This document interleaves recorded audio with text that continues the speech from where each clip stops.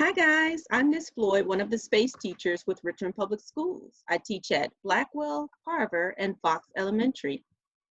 And I am Curtis Edwards, and I'm a space teacher, and I teach at J.B. Fisher and Miles Jones Elementary Schools. We're going to start today by looking at a Google slide presentation. The subject is fractals. What are fractals? Fractals are definitely complex patterns that are self-similar across several loops. They're created by repeating a simple process over and over. We've all studied geometry. Geometry is a branch of mathematics that was begun back in the ancient Egyptians. It's my understanding that it was created as a way to measure their land in squares and rectangles, I guess, and so they could pay taxes to the pharaohs. They also used geometry when they would build, for example, the pyramids.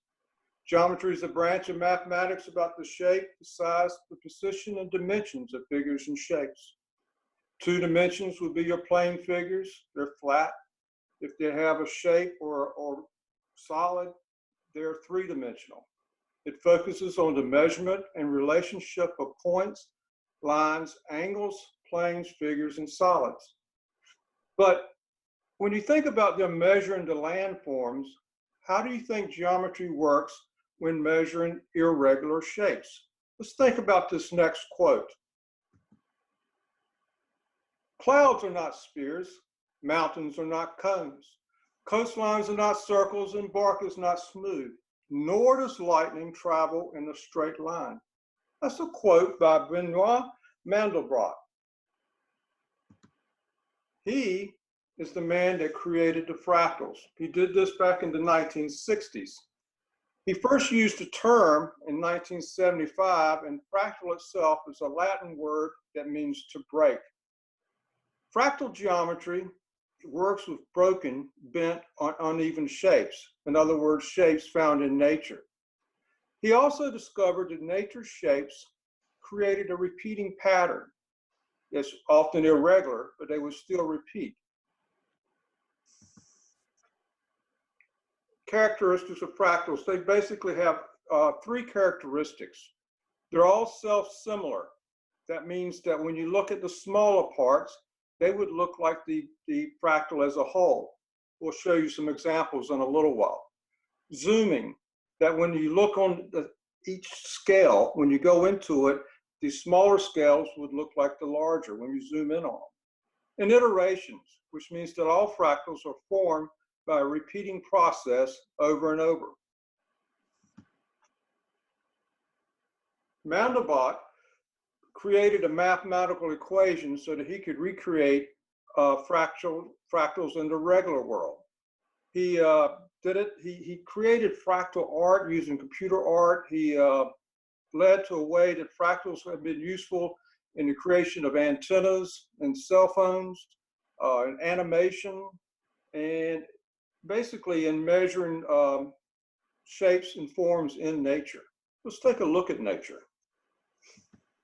Hi guys, I'm going to talk to you a little bit more about fractals in nature, as Mr. Edwards just mentioned. Now, unlike geometric fractals, natural fractals are organic and the measurements are not precise. They are still self-similar, appear the same if you zoom, and they show iterations. Ferns are a wonderful example. So this is one leaf or frond here. Connected to the stem are smaller fronds similar to the whole. Now, if you zoom in, there's an even smaller part that is similar to the whole. Here's a quick animation that demonstrates several iterations where the smaller part resembles the whole as you continue to zoom in. Let's look at a few more examples of fractals in nature. Broccoli. Now, the variety on the left is what you typically see in a store. Can you spot the smaller version of the whole? Here's one. And here's an even smaller part that is similar to the whole. This variety to the right is called Romanesque broccoli. Again, it is covered with smaller parts that are similar to the whole. If you continue to zoom in, you would see even more iterations. Trees, river systems, and lightning are examples of natural fractals that branch. They start with a core, and from that, smaller parts similar to the whole are connected. They continue to break down into smaller, self-similar parts. And last but not least, we have seashells. Now, unlike fractals that cluster or branch out, these grow in a spiral direction. As you can see, you start in the center and growth continues to occur by wrapping around itself. The sections are self-similar.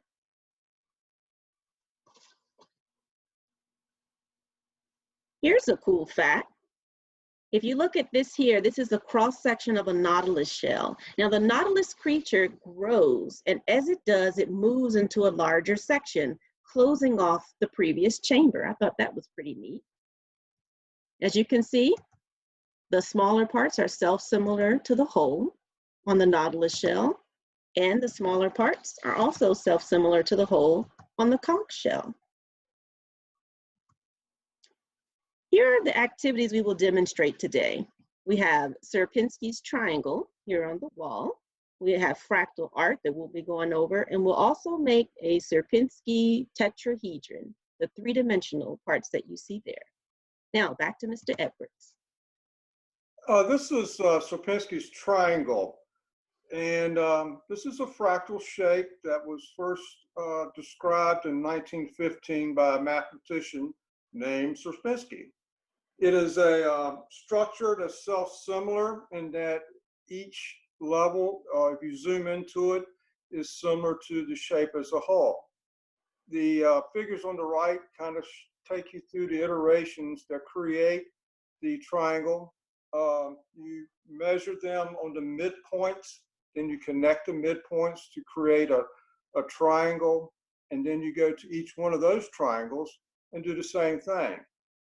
The iterations in this are infinite if you kept on going, and if you zoom into each one, you'll see the triangle as a whole. And this is a 2D shape and flat, and I think Miss Floyd is now going to show us the 3D shape. All right, so yes, to piggyback off Mr. Edwards, we have the Sierpinski tetrahedron. Now, it is a three-dimensional version of what Mr. Edwards previously showed you all. Now, some people call this a triangular pyramid because the base is a triangle and not a square. A couple of facts about this cool form. It has 4 faces, 6 edges, and 4 vertices. Now, we'll need several smaller tetrahedrons to build this over here, which is our Sierpinski tetrahedron. It's shown with 5 iterations. So you start with the smaller one here. So you will need 4 of those. When you combine them, you will have the first iteration, which is this here. Then you need 4 of those to go up to the next size here. You need 4 of those to go up to the next size here. 4 of those to make this, and 4 of those to make this large structure here. Remember, each repetition of the process is a single iteration. All right, let's create.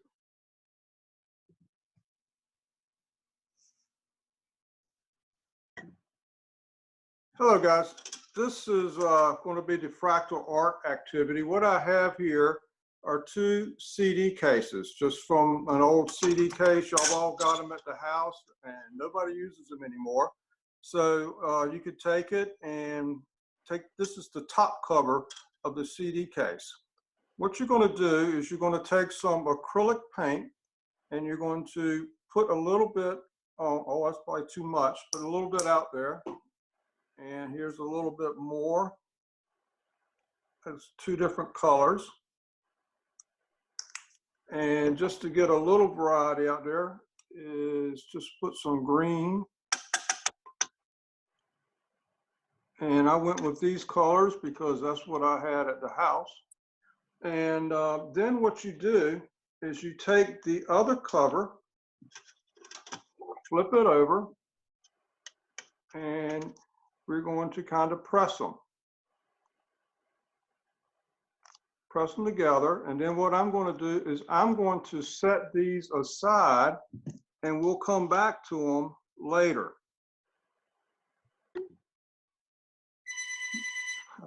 Okay. Now we're going to show you how to do Sierpinski's triangle. You'll need three things. You'll need a writing device, a ruler, and this sheet of paper. This is a piece of paper that we've gotten from the fractalfoundation.org. This paper has the 3 points already marked out for you. These are the midpoints on each line segment of this equilateral triangle. The first thing you want to do is connect these points.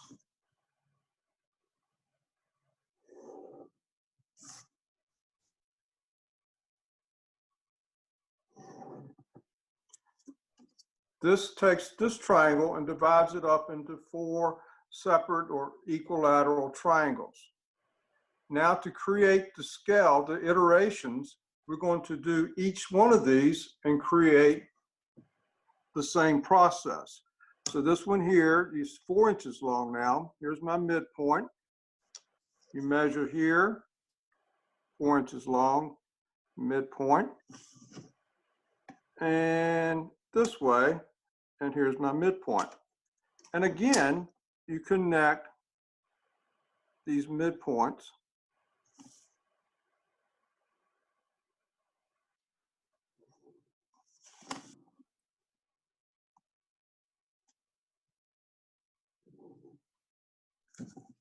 Dividing this one up into 4 equilateral triangles.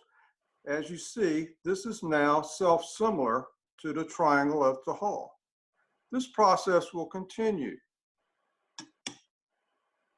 2 inches long, so now my midpoints are at the inch mark. I'm not going to go but so far on this. Here's the 2 inches. Here's my midpoint.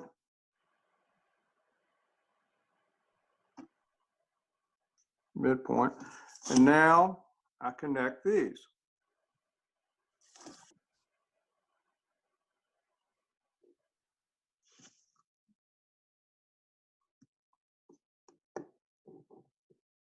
Creating the same structure. Here's the self-similar to the hull. This can go on for as far as you want. Here is a diagram. These are ones I've shown you, taking it down to different levels on each one of these triangles. Here I left the downward pointing triangle white and used a black felt to paint color in the others. This would be taking it down just 1 level, 2, and here's 3 more. Another way of doing this, and this is one that my student did, is by using color. And you can see now, they, instead of leaving the downward triangle white, they are coloring each level a different shade. So this larger one is brown, these are purple, and then the smaller ones are blue. If they went down another level, then they would choose another color for that level. You can do it either way. You can use the colors or you can use the black and white. These are a 2D version of Sierpinski's triangle. In other words, the triangle is flat, it's a plane shape. Ms. Floyd is now going to show you how to turn this into a 3D structure. All right, guys, so as Mr. Edwards mentioned, we're going to be making a 3D version of what he created. And what we're making is called their Sierpinski tetrahedron. In order to do this, you'll need these supplies. First, you'll need several envelopes. Now, please make sure it's the small envelopes.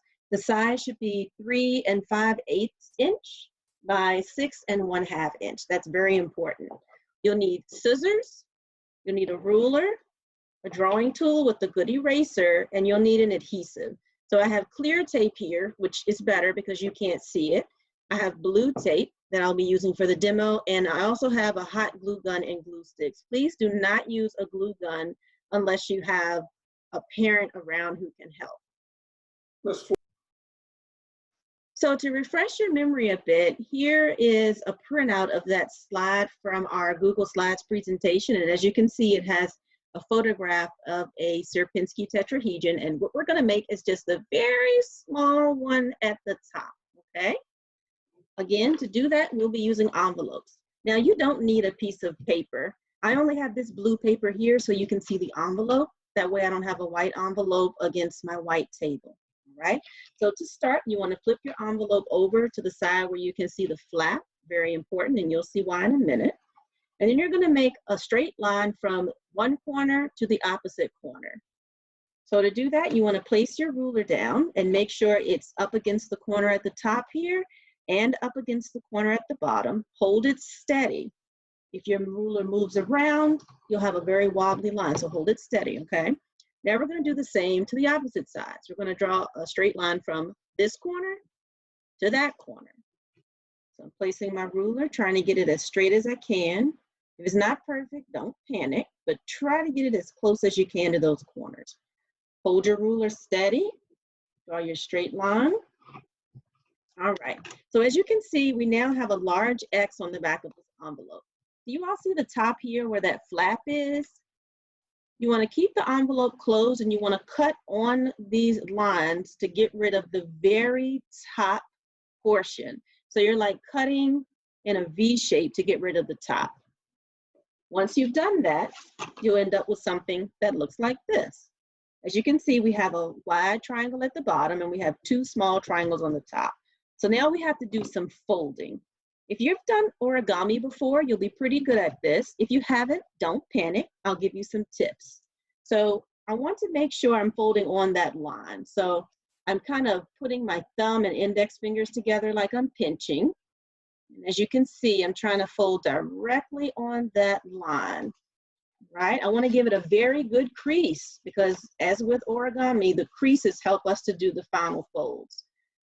Now I want to open that up and flip it in the opposite direction. Give it a good crease again, okay?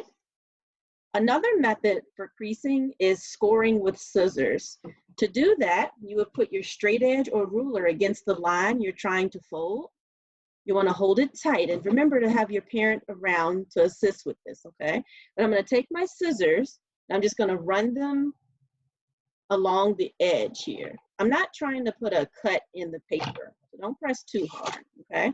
So I can feel where it's left an indentation on that line, and that makes it easier for me to just flip it backwards like that and give it a crease. Remember to flip in the opposite direction as well. Give it a good crease. Open it back up. Now that we've done that, I need to fold the entire thing in half, okay? So I'm going to take this edge here and fold it over to meet this edge here. All right, I'm matching those edges up first. Now I'm going to press and give it a good crease. And you already know what's coming next, right? That's right, open it and give it a good crease in the opposite direction too, on the other side. Okay, now we have all of our creases in. It's time to turn this flat envelope into a tetrahedron. So to do that, I'm going to turn this up so you can see. I'm going to put my thumbs inside the envelope and open it. But I want to open it all the way. Now I'm turning it to the side so you can see this. It sort of looks like the beak of an animal. Sorry, let me push this in. There we go. It looks like the beak of an animal. That's what you want, okay? Once you have that beak, you want to take one half of the beak and tuck it into the other half. So I'm going to take this, flip it over, tuck it in, and now I'm done. I have a tetrahedron. Now, you're wondering, how are we going to get one of these into the large Sierpinski tetrahedron? Well, to do that, we have to connect them together, okay? To do that, to get to the first iteration, you'll need 4 of these guys. So here's 1, 2, and 3 to start with. You match them up this way. Remember the drawing Mr. Edwards did? And he talked about a downward facing triangle in the very center. That's how you want to set up your pieces. Also, I'm making sure the edges are lined up so it's straight across here, straight across there, and I want it to be straight across here. If you have a hot glue gun, which is what I use because it dries quickly, you can put a dot there, a dot there, and another dot here. It's where our corners meet and it'll be sturdy. if you don't have access to a hot glue gun, you can use tape. Clear tape is best because you don't see it, but I'm going to demonstrate with blue tapes today, okay? So to connect these, I'm going to overlap half of my tape on this first tetrahedron. I'm going to take my second one, line it up so it's beside the first one like we talked about earlier to make a straight line over here. Press the other half of tape on that. Now I can just fold this tape backwards and it's secure. All right, I'm going to do the same thing to this side here and the same thing to that side there. Once you have all those connected, you will take your fourth tetrahedron and you will actually connect that to the very top. So I'm going to hold it with my finger so you can see, but essentially I would make sure this corner is lined up with that, this corner lined up with that, and this corner lined up with that. And you can secure it with hot glue or with tape the same way I just showed you. When you're done, you will have something that looks like this, right? And this one I've secured with hot glue. Now you'll need 4 of these to get to the next iteration, and then 4 of those to get to the next one. And that's how you make a 3D version of Sierpinski's triangle. Well, thank you, Ms. Floyd. And coming right back, this is where we started a while back. This is the 2 CD cases that we put the paint in and pressed together. And now I'm going to pull them apart. And I don't know if you can see this or how well you can see it, but this is, I guess they're reflections of Fractal Art using the paint. And it would be something like this. Awesome. Well, that concludes our presentation on fractals. We hope you enjoyed them and are able to try some of the activities. Bye-bye.